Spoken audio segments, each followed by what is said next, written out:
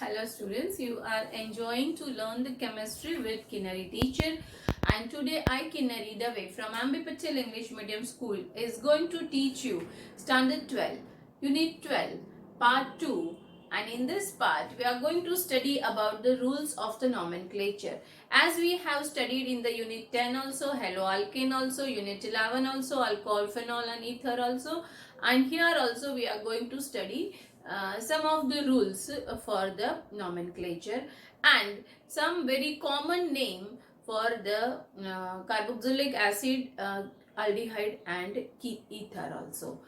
Before going to start the rules, just I am going to explain you for the C double bond O. Here we have the hybridization. What is the structure of the carbonyl and what is exactly the angle between the CO and R. Means all this we are going to study about the carbonyl group. So now let us start this for that aldehyde. As we know, here I am not going to write even whether it is R or H, because here we are talking about both aldehyde and ketone. So we'll just write down C double bond O only. Okay students, as we know, here this oxygen is having the two lone pair of electron, and due to that two lone pair of electron, this carbon is possess the sp2 hybridization. So this carbon is sp2 hybridization. Now here, as the carbon is having only the 3 sigma bond, so oxygen is also having the 1p orbital which will be overlap. If we'll think about that, then if I have the 3 pan student, so I am going to try to explain you that this exactly this may be the structure of the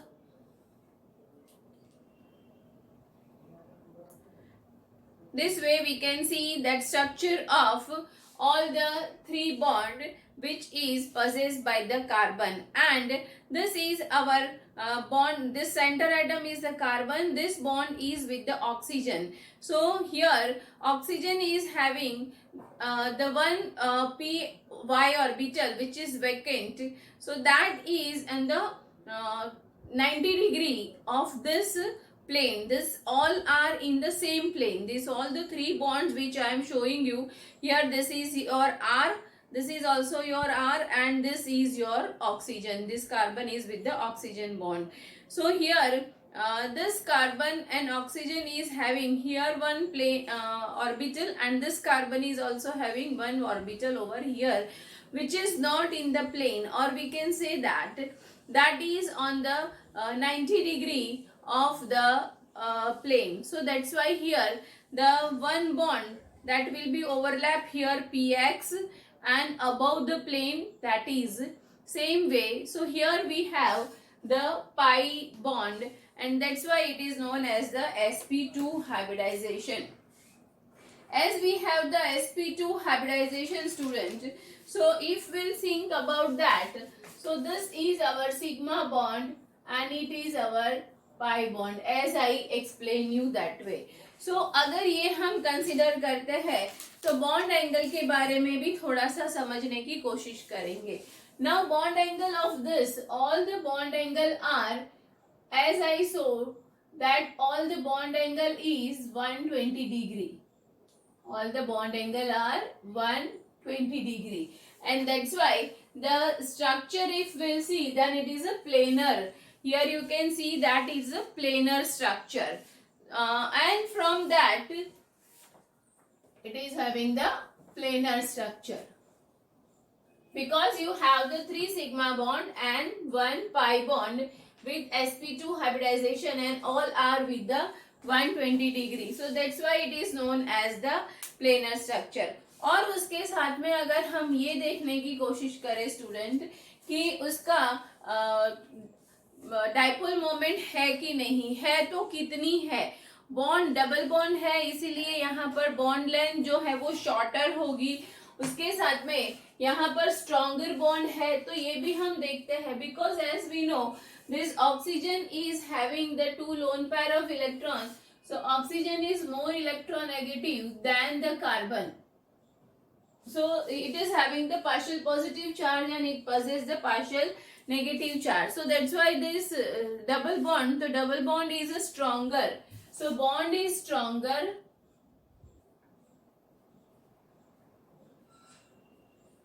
this bond is stronger and the shorter also, and it shows the polarizability. यहाँ पर हम देख सकते हैं कि इसके पास में electron pair है, उसकी वजह से वो पोलराइज भी है, तो stronger bond because it is a shorter bond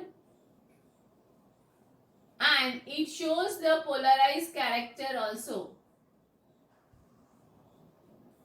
polarizability also it shows. और उसके साथ में अगर हम ये बताते हैं कि ये पोलर है, it means it shows the dipole moment also, so dipole moment अगर इसकी हम देखने की कोशिश करें तो it is near by 2.3 to 2.8 dBi. Student ये फिक्स इसीलिए नहीं है क्योंकि यहाँ पर हमारे पास में आर जो है वो चेंज होता रहता है, that's why the mu dipole moment is 2.3 to 2.8 dBi, ये हम यहाँ कह सकते हैं. So this is the just general introduction about the carbonyl bond और C double bond O bond which shows or possessed by the aldehyde, ketone and even carboxylic acid. But here we are talking about aldehyde and ketone. Now if we go with the nomenclature for the rules, before that I am just going to explain you that what is the general formula of this aldehyde ketone, as you know only, but then also something are related to the chapter, so we can say that general formula for this,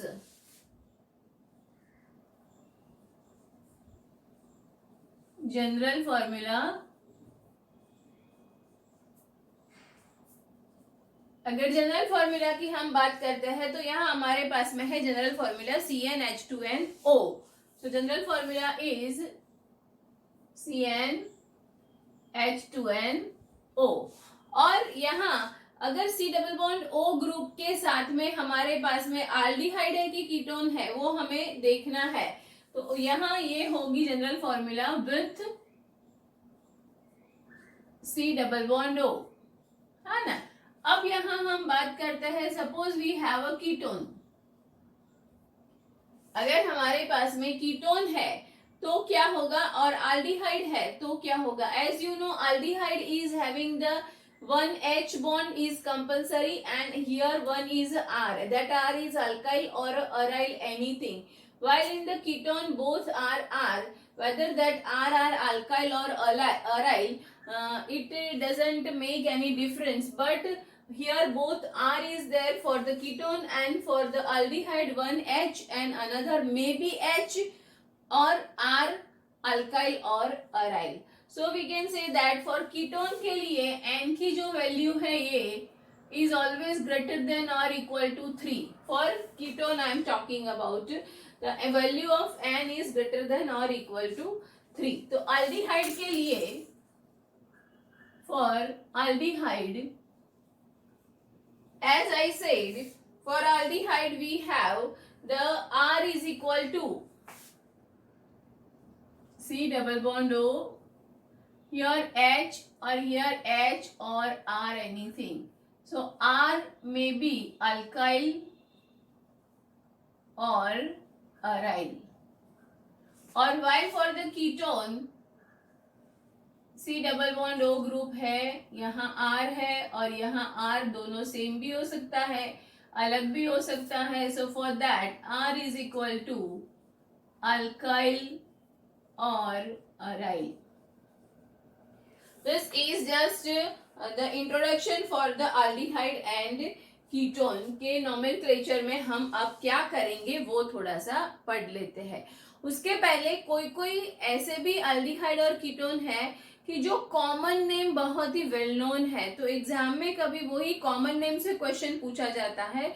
तो in this episode, in this video, I am going to give you that also common name कि वो भी हमें याद रखना जरूरी है। तो उसके लिए कॉमन नेम कैसे डिराइव किया जाता है स्टूडेंट्स, वो भी हम देखते हैं। So common name is generally derive from the corresponding, जो भी हमारा कार्बोक्सिलिक एसिड है उसी के बेस में हम लगाते हैं। तो first for the common name, first rule for the common name is generally derived from corresponding carboxylic acid, corresponding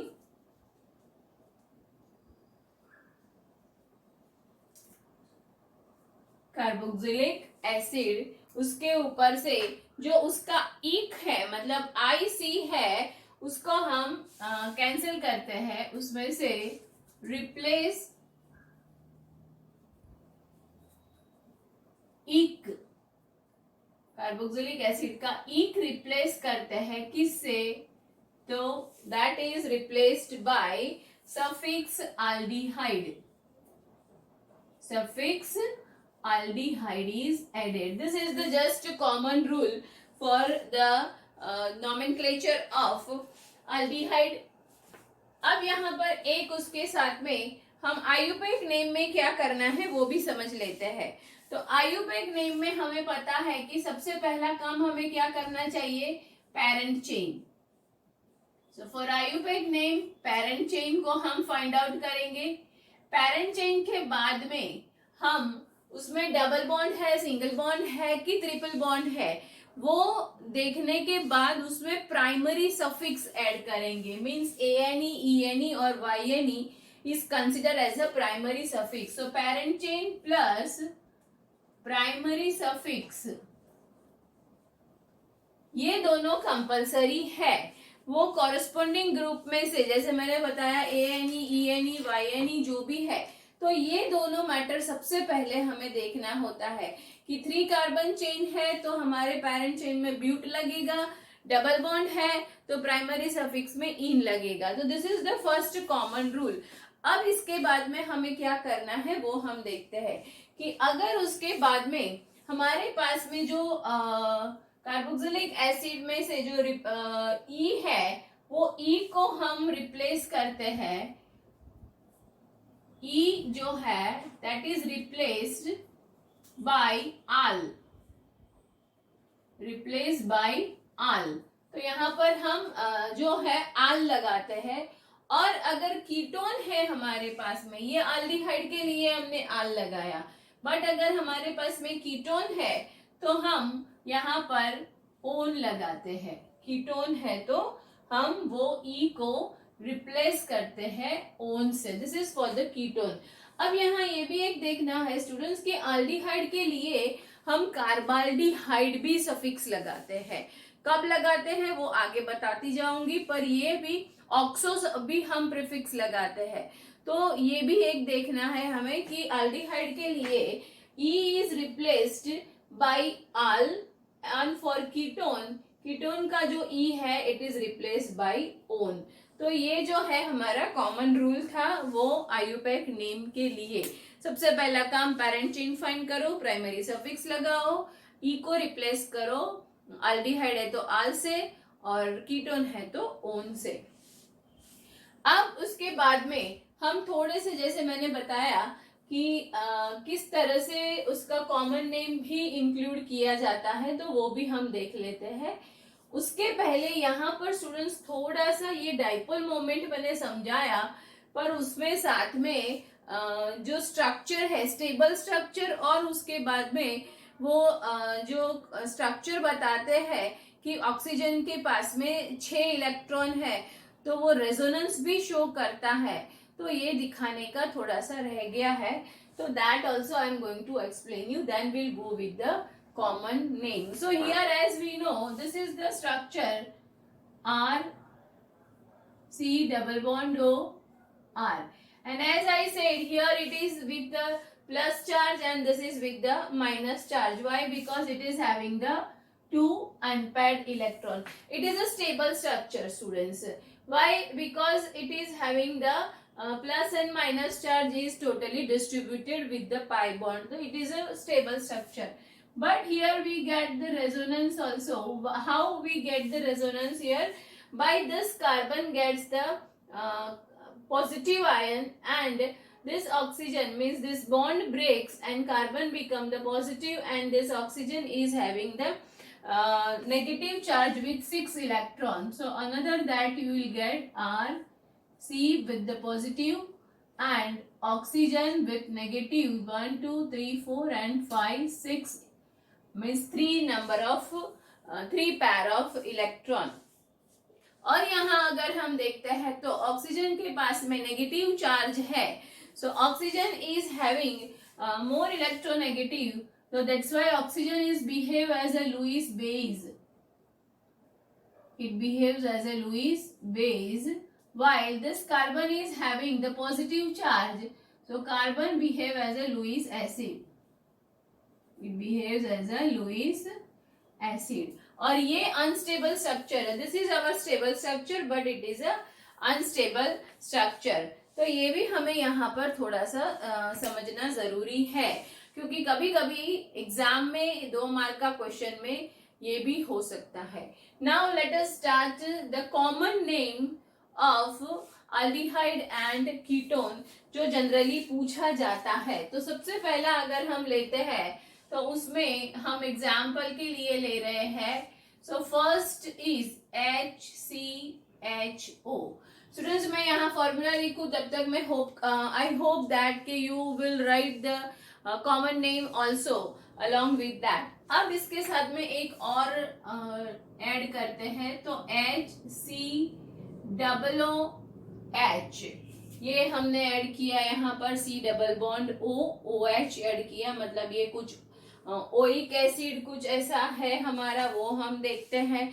उसके बाद में हम आगे R लगाते हैं तो थर्ड हम ले रहे हैं यहाँ CH3COOH. मेरे ख्याल से ये तो आपको याद ही है क्योंकि ये बहुत कॉमनली हम यूज कर रहे हैं. उसके बाद में हम 4th नंबर पे जाते हैं. तो 4th नंबर जो है हमारे पास में वो भी बहुत कॉमन है, जो जनरली हम यूज करते हैं नेल रिमूवर वगैरह के लिए यूज करते हैं. तो वो भी हमारा है, तो उसका काम रहेगा CH3CO CH3. ये भी बहुत कॉमनली यूज होता है. इसके साथ में ये जो है वो कीटोन है, वो भी मैं आपको हिंट दे देती हूँ ताकि आपको थोड़ा सा इजी रहे. अब उसके बाद में हम जाते हैं थोड़ा एरोमेटिक की और. तो ये है हमारा, यहाँ हमने लगाया है CHO ग्रुप. दूसरा एरोमेटिक अगर हम ले रहे हैं तो यहाँ हम ले रहे हैं COCH3.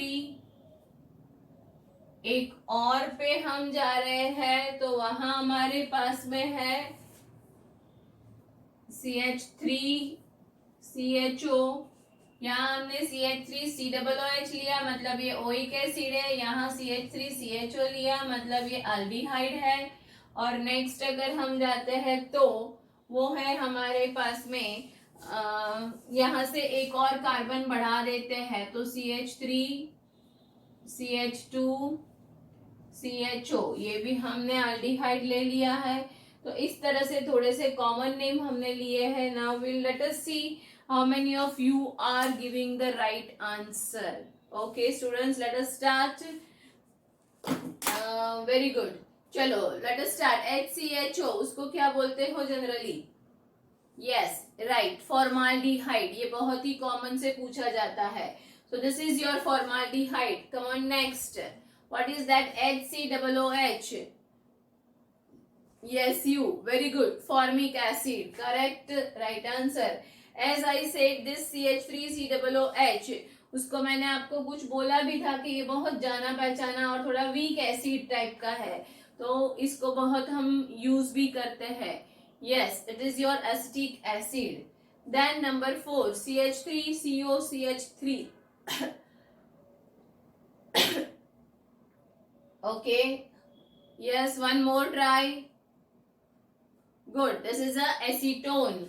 Okay. Now, as I said, we'll go with the aromatic ring. So benzene के ऊपर है CHO. तो मतलब ये मैंने बताया आपको कि कहीं कहीं पर सफिक्स में हम कार्बाल्डिहाइड भी लगाते हैं. तो ये हुआ बेंजीन प्लस कार्बाल्डिहाइड. तो ये हुआ हमारा बेंजाल्डिहाइड.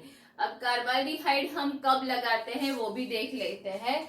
सो आल्डिहाइड, कार्बाल्डिहाइड कब लगेगा? सफिक्स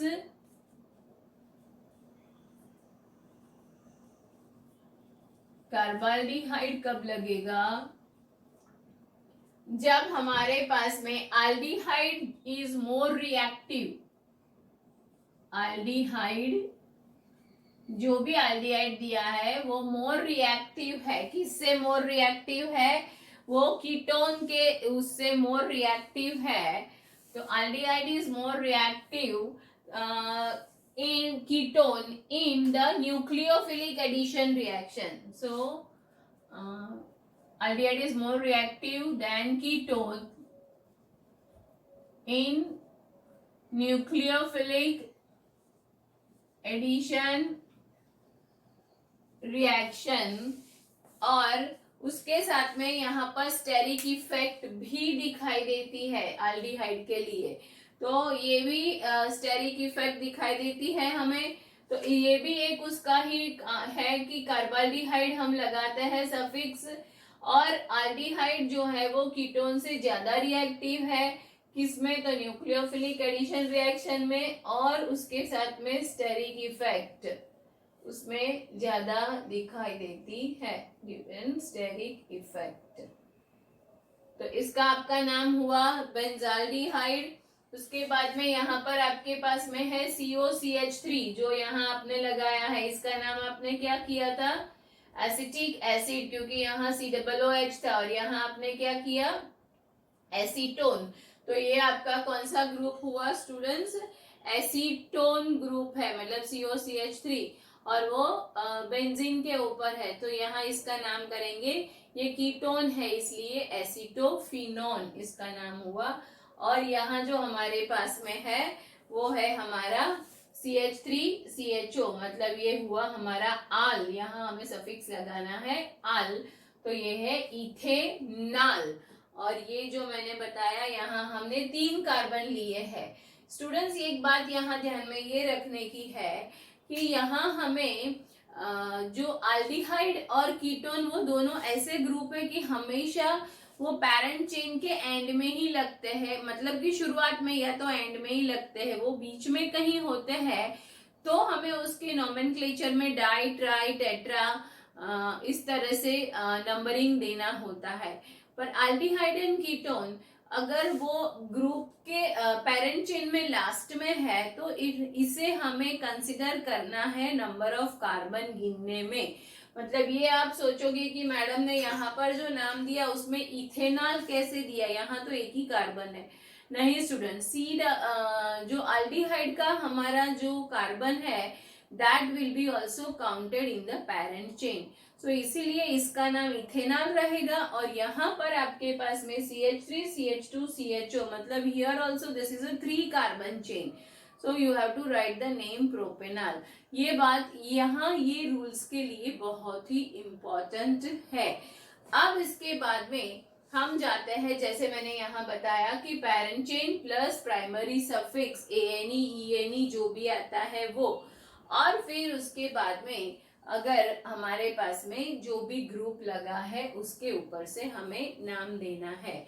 तो हम यहाँ स्टार्ट करते हैं कि मोर रिएक्टिव ग्रुप कौन सा होता है उसके हिसाब से हमें यहाँ पर अटैच करना है सफिक्स या तो प्रीफिक्स, जो मैंने आपको बताया.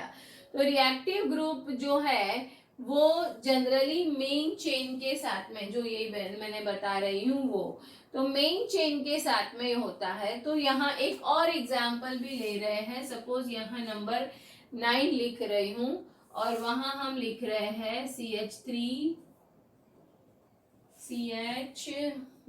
कितने कार्बन लेते हैं स्टूडेंट्स यहाँ पर हम? ओके चलो डबल बॉन्ड ले रहे हैं ताकि हमें यहाँ प्राइमरी सफिक्स के बारे में भी पता चले. तो CH and CHO। Okay student, आप सबसे पहले फाइंड करो कितने कार्बन की चेन है ये आपकी। सो 4 कार्बन, इसको आप गिन रहे हो तो this is your 4 carbon chain, मतलब पेरेंट चेन में ब्यूट आएगा। अब प्राइमरी सफिक्स में यहाँ पर डबल बॉन्ड है, इसलिए आपको इन लगाना है। और इन के साथ में यहाँ आप देख सकते हो कि ये आपका आल है, मतलब ये क्या है, CHO है तो ये आल है, तो इसका नाम क्या होगा, ब्यूट। फिर डबल बॉन्ड है इसलिए ENE। कौन सी पोजीशन पे है अब वो देखते हैं, क्योंकि मैं ब्यूट सीधा आल लिख दूंगी तो पता नहीं चलेगा स्टूडेंट्स, इसीलिए तो मैंने नंबरिंग भी करना है। अब यहाँ से ही नंबरिंग करेंगे क्योंकि ये हमारा मोर रिएक्टिव ग्रुप है, तो इसके लिए हम नाम लिख रहे हैं ब्यूट। ये कॉमन नेम पढ़ा था हमने, अब हम जाते हैं उसके आयुपैक नेम में। ब्यूट सेकेंड पोजीशन है, वहां आपकी इन है तो 2 इन, और ये आपका आल है तो ब्यूट 2 इन आल, इनाल है ना, ब्यूट 2 इनाल, ये आपका कंपाउंड का नाम हुआ, आयुपैक नेम। अब अगर यहाँ आपके पास में साइक्लो कंपाउंड है, सपोज साइक्लो कंपाउंड है, तो आप नोमेनक्लेचर किस तरह से करोगे, ये आपका साइक्लिक स्ट्रक्चर है और साइक्लिक स्ट्रक्चर के ऊपर आपके पास में अल्डिहाइड लगा हुआ है, तो आपको सबसे पहले पता है साइक्लिक स्ट्रक्चर है तो साइक्लो ही लिखोगे आप। अब यहाँ जो CHO है उसको आप कार्बन में पेरेंट चेन में काउंट करोगे या नहीं करोगे, नहीं स्टूडेंट्स, यहाँ पर हम उसको पेरेंट चेन में काउंट नहीं कर सकते हैं, ये आपका साइक्लिक स्ट्रक्चर है इसकी वजह से। तो सबसे पहले तो आप ये देख लो कि ये है आपका क्या, साइक्लोपेंटेन, तो यहाँ सबसे पहले आप लिख लेते हो साइक्लोपेंटेन।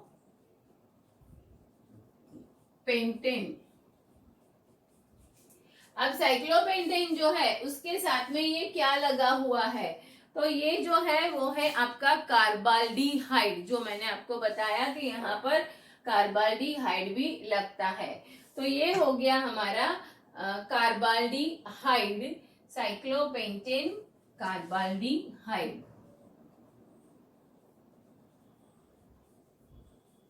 कार्बाल्डिहाइड ये नोमेनक्लेचर हम करेंगे। और यहाँ हमें ये देखना है कि रिएक्टिव ग्रुप जो है that carbon also count in the main chain but when the group is not a part of a main chain। अब यहाँ आप देख सकते हो कि साइक्लोस्ट्रक्चर है तो साइक्लोस्ट्रक्चर में CHO ग्रुप वो मेन चेन का कोई पार्ट नहीं है, पर यहाँ क्या था कि ये CHO जो है वो मेन चेन का पार्ट है। यहाँ भी आप देख सकते हो कि C डबल बॉन्ड O जो है वो मेन चेन का पार्ट है, यहाँ वो मेन चेन का पार्ट नहीं है, इसलिए हमें यहाँ पर लगाना है कार्बाल्डिहाइड। अब समझ में आ गया कि कहाँ हम कार्बाल्डिहाइड लगाएंगे students. Okay, let us consider one more example to clear your doubt. we'll go with the next example, that is 11 number। here also we'll go with the aromatic ring।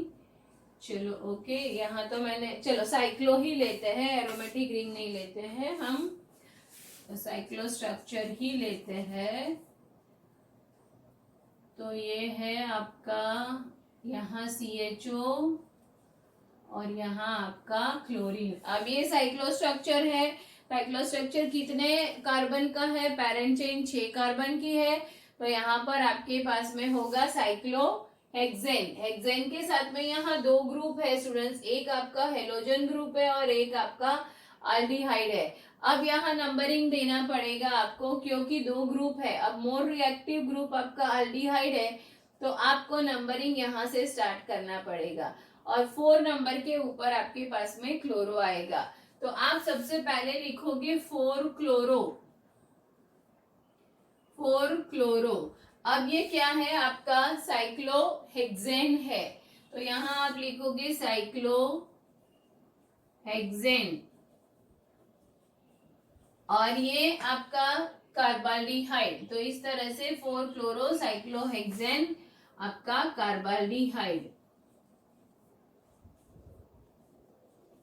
तो इस तरह से इसका नोमेनक्लेचर हम कर सकते हैं। स्टूडेंट्स, आपको प्रैक्टिस करना ही पड़ेगा, क्योंकि रूल्स में बार बार आपको याद कराती रहूं, समझाती रहूं, पर मैं मैक्सिमम आपको 8, 10, 15 एग्जाम्पल्स लेके समझा सकती हूँ कि जो एग्जाम्पल थोड़े से अलग होते हैं, पर बाकी तो practice you only have to do. So continue practice will be easy for you to get this good marks or to score good marks in your competitive exam also. अब यहाँ एक और एग्जाम्पल के साथ में हम जाते हैं और उसके बाद में हमें पता है कि मोर रिएक्टिव ग्रुप, अगर हमारे पास में 2 ग्रुप दिए हुए हैं, वो भी दोनों, यहाँ तो क्लोरो ग्रुप और CHO ग्रुप था, तो पर अगर कार्बोक्सिलिक एसिड है और अल्डिहाइड है तो उसमें से नोमेनक्लेचर किस तरह से करते हैं वो हम थोड़ा सा समझते हैं. तो अब हम जाते हैं थोड़ा सा और डिफिकल्ट एग्जाम्पल में. एक बाजू आपके पास में है COOH ग्रुप और एक बाजू आपके पास में है CHO ग्रुप. अब बीच में हम कार्बन को अरेंज कर देते हैं. तो ये है आपका CH2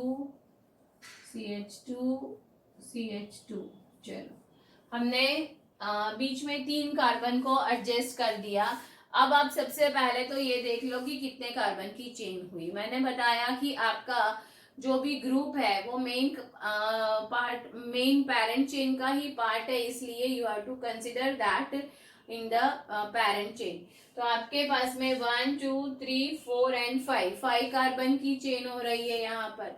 तो 5 कार्बन मतलब पेंट है, तो ये हुआ आपका पेंट. अब यहाँ आपके पास में दोनों ग्रुप आए हुए हैं, COOH ग्रुप भी है और CHO ग्रुप भी है. तो अब आप किसको क्या नाम दोगे? और ये बात भी सही है, मैंने बताया कि वो दोनों ग्रुप हमेशा एंड पे ही रहते हैं. तो यहाँ से 1 करो या यहाँ से 1 करो. अब यहाँ हमें क्या करना है, ध्यान रखो स्टूडेंट. एक को हम प्रीफिक्स नाम देंगे और एक को हम सफिक्स का नाम देंगे. तो जो भी हमारा मोर स्ट्रॉन्गर है ग्रुप, उसको हम सफिक्स करेंगे और उससे लेस स्ट्रॉन्गर जो है रिएक्टिव ग्रुप, उसे हम प्रीफिक्स करेंगे. तो यहाँ पर हमें COOH इज मोर रिएक्टिव, ये हमें पता है. तो इसका नाम हमें करना है पेंटे, फिर नोइक, NOIC, पेंटेनोइक एसिड. तो ये तो हमने COOH को लिखा दिया क्योंकि ये मोर रिएक्टिव ग्रुप है, इसलिए यहाँ हमने ओइक एसिड लिख दिया. अब ये CHO बाकी रहा है. तो CHO के लिए मैंने आपको यहाँ पर ये भी बोला था कि कार्बाल्डिहाइड और उसके अलावा हम ऑक्सो ऐसे प्रीफिक्स भी लगाते हैं. तो यहाँ हम लिखेंगे ऑक्सो पेंटेनोइक एसिड. अब ऑक्सो कब लगा आपको पता चल गया. दोनों ग्रुप में से जब CHO group less reactive group में आता है तो आपको वहां पर प्रीफिक्स ऑक्सो लगाना है. सो अल्डिहाइड के लिए 3 जो रिप्लेस करते हैं वो E और उसमें से आल, कार्बाल्डिहाइड एंड प्रीफिक्स ऑक्सो लगा सकते हैं. Now one more example. Here will take little complicated. 2-3 अलग अलग जगह में हम हमारा अल्डिहाइड ग्रुप को डालते हैं ताकि देख सके कि क्या हो रहा है. भाई यहाँ CH3, फिर CH, यहाँ डालते हैं CHO, फिर एक आध कहीं और जगह में भी डाल ही देते हैं CHO हम. चलो, यहाँ दोनों जगह में डाल देते, इधर भी और इधर भी. मतलब यहाँ देखोगे आप तो दोनों जगह में आपके पास में CHO ग्रुप है. अब आप देख सकते हो कि पेरेंट चेन कैसे करोगे आप. 1, 2, 3, 4, 5. तो यहाँ पर 5 हो रहा है.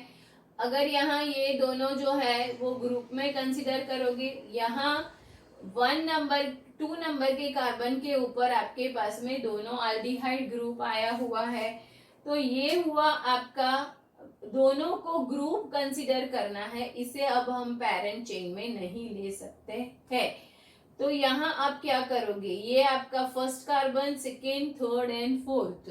तो टोटल आपकी चेन जो हुई वो कितने कार्बन की चेन हुई, तो 4 कार्बन की चेन हुई. तो सबसे पहले आप नाम लिखोगे कार्बन के लिए तो ब्यूट. तो यहाँ आपका नाम हो गया ब्यूट. आप कौन कौन सी जगह में आपके पास में अल्डिहाइड ग्रुप है, तो यहाँ से गिनोगे आप तो 1 2 3 एंड 4, नंबरिंग के लिए आपको मिलेगा 2 + 4, और यहाँ से गिनोगे तो 1 2 3, 1 + 3, तो शॉर्टेस्ट नंबर आता है 1 + 3, तो इसीलिए यहाँ आप लिख सकते हो ब्यूट, उसके बाद में लिखोगे 1 पोजीशन पे 2 अल्डिहाइड है तो 1 2 बार लिखोगे, और 3, और कितने अल्डिहाइड हुए तो 3, तो ट्राई लिखा आपने, और ये आपका कार्बाल्डिहाइड, तो ब्यूट 113 ट्राई कार्बाल्डिहाइड, ये आपका नाम हुआ। तो इस तरह से आप प्रैक्टिस करोगे तो अच्छी तरह से सारे रूल्स याद रख पाओगे। और जब सफिक्स हम आल यूज करते हैं तो CHO जो है वो मेन चेन का पार्ट है, वो बात आपको ध्यान में रखनी है कि जब आपकी मेन चेन में CHO को आपने कंसीडर किया है तो आपको सफिक्स AL लगाना है। ओके, जब वो सब्स्टिट्यूट जो ग्रुप है वो मेन चेन का पार्ट नहीं है तो वहां आप कार्बाल्डिहाइड लगाओगे। Student, practice for this nomenclature. Now in the next video I am going to explain you about the preparation of aldehyde and ketone. In that we are going to study the preparation in the different way, because here by some method you can get the aldehyde also and you will get the ketone also. But we are going to study all the method slowly and gradually separately. So students, practice for this nomenclature and study well and prepare well for your unit exam. Thank you, student.